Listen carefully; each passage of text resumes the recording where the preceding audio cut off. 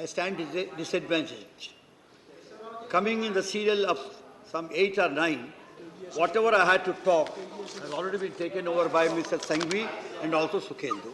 So I don't want to repeat what exactly the Supreme Court has said, what the Supreme Court judgment has said, and how to analyze it, and to tell you that what you have done, we are not at crossroads, we are at crossroads. Please, you understand, I am taking this serious.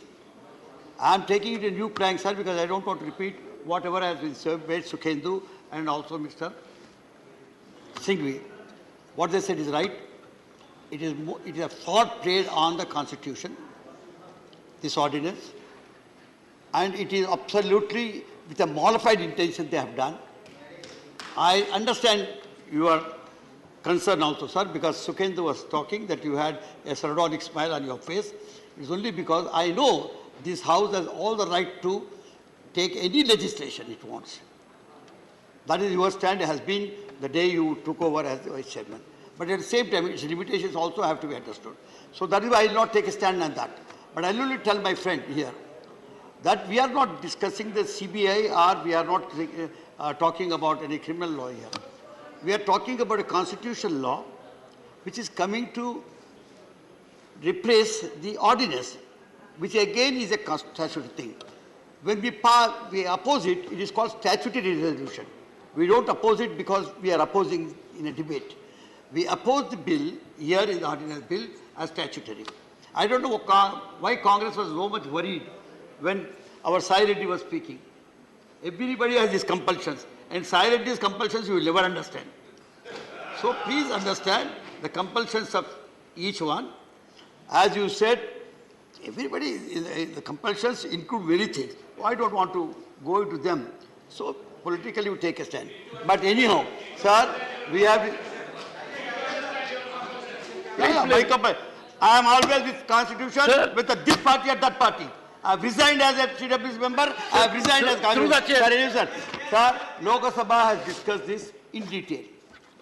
And the debate yesterday was very informative and erudite. Because I am not trying to take what Mr.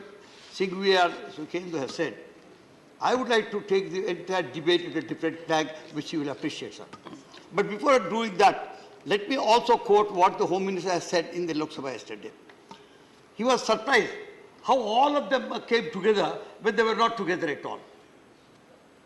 He was worried about this grouping. Let me tell you, I am not part of India. I am udhar bol raha hu. I am not part of INDIA. But at the same time, when our nation is threatened, when there is a threat on the border, all of us join together to face the enemy. Like that, today I have an enemy in somebody who is trying to subvert Constitution. This subversion, I am against that. I stand against you because it is the Constitution that matters, not your politics. Unfortunately, the speeches that are being made, the debate that was involving itself into, was all about politics. One blaming the other. That is not the question. Today, right before you is something. And I would say, yesterday, while the debate was very good in the Lok Sabha, a suggestion, not a suggestion, a remark came from the one party, a recognized, known legal brain, Mr. Pinaki Mishra, who said he stood a very stout defense for you.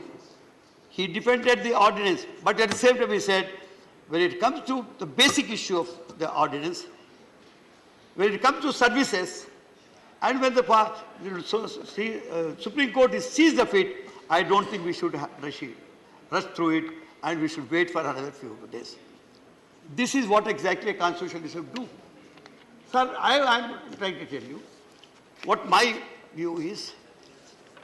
Or Patra also agrees that it is not keeping the equidistance. It is appreciating the constitutional point. Yes. What Pinaki was saying yesterday was, Pinaki Mishra was saying yesterday was, we are not sure of what is happening, and the Supreme Court is absolutely against the particular bill, and hence let us wait. before I proceed. Sir, anyhow, sir, as I said, we all join together. The entire opposition is one when something serious of this nature happens. Sir, yesterday the Home Minister in the Lok Sabha, please, he was building a narrative. Not only he, his honorable minister, one of the ministers of state, was building a narrative against the Kejriwal. It was not against AAP. They were taking the Kejriwal's names, Shahenshah, some Sheesh Mahal, or this, somebody, even here also. But if somebody is really corrupt, if you are building a narrative for corruption of a state, you have a right. You are Home Minister of that country. Instead of that, why are you meddling with the Constitution of India? You do that now. That is what we are waiting. That is what the members here said. Please, even if you are removing the state. Dr. Keshav. Even if you are removing the state. Dr. Keshav. Take up, sir. Through me. Yes, Dr. So, I will reflect everything the other side. Yeah, so. I am a good reflector. So I don't know why Kejriwal should shake the BJP or the parliament so much. I never knew that he was that powerful man, that his corruption has made you pass constitutional amendment bills. Now, sir, one other point, because I am not getting into the integrities of the SC judgment, but one thing I tell you, what really surprises me, and it should have surprised you also, when a unanimous decision of 5 judges going along with the CJI sign a thing before the ink could dry, you have the pen of the president giving an ordinance. That too, it comes on the last day of the Supreme Court's working days. See, this really gives some kind of suspicion, and as a lawmakers, we get surprised over that kind of gestures. What we expect is, this is a house which discusses the law. If it is not good, we throw it out. If it is good, we opt it. Now, sir, as I have already said, it is a fraud, I will not say. Sir, why it is a fraud is, moreover, I will not again repeat, sir, more than 3 times the Supreme Court judgment said the representative character of a government is what is democracy is all about. And that cannot be replied. Sir, now, this representative form of government is a triple chain of command which he said. Again, I will not go into that because much has been said about it now. Sir, I want to take the entire plank on a different plan. I want to take a debate on the different plank. Now, the Home Minister is smiling because he thinks I have no points. I think I have more points than Singhvi has. But I don't want to waste the time of speaking. I have a problem. So,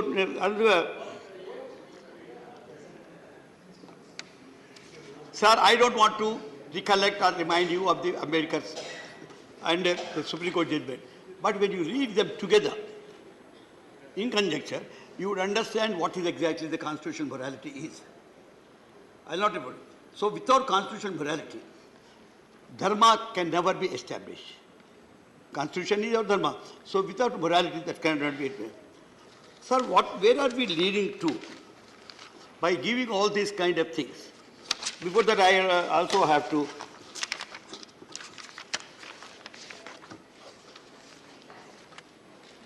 wait, my papers. Sir, Mr. Smita, you said this is not about Delhi at all. What was referred to in the Supreme Court is about the cantors of NCTD and also about 239 AAA. What is cantors? It is about functioning. Cantors of 239 NA is nothing but the functioning. On that, the Supreme Court very clearly said, the further ordinance hands over the government Delhi to bureaucrats, and the ordinance hands over the governance of Delhi to its bureaucrats. This is what is happening. That takes me to my subject today, sir. Sir, I'm afraid we are opening a new era. It is a serious matter for the Home Minister to think, and also the ministers, however they are floating. We are entering a new era of what is known as bureaucracy. I am not against bureaucrats. There is a subtle difference between a bureaucrat and a bureaucracy. Bureaucracy is when you make this single-minded thinking into a theory and a policy, it becomes bureaucracy.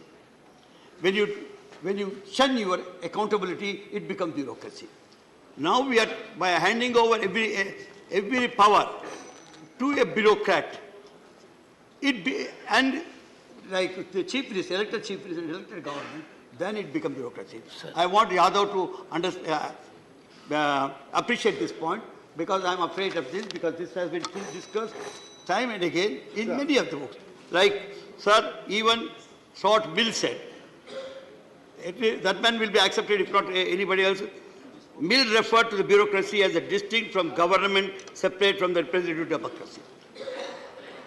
So when you are thinking of representative government, which the verdict has stressed too many times, Karl Marx theorized about the role and function of bureaucracy in a critique of Hegel's philosophy. He said, you can depend on anything, but not on bureaucracy. Sir, I am afraid of one thing. Please understand. The students of history should understand. I am telling you, we have best of bureaucrats as people's representatives here. They are accountable to people. Those who are not accountable are called bureaucrats. In my reference here, those who are coming into this house, like we had one of the best bureaucrats, Mr. Manmohan Singh ji, who ruled this country. So I am not against bureaucrats, but this mindset that we should go to an agency which is not accountable to people and overrule who is accountable to people is what exactly is. Thank you, sir. Sir, I lost.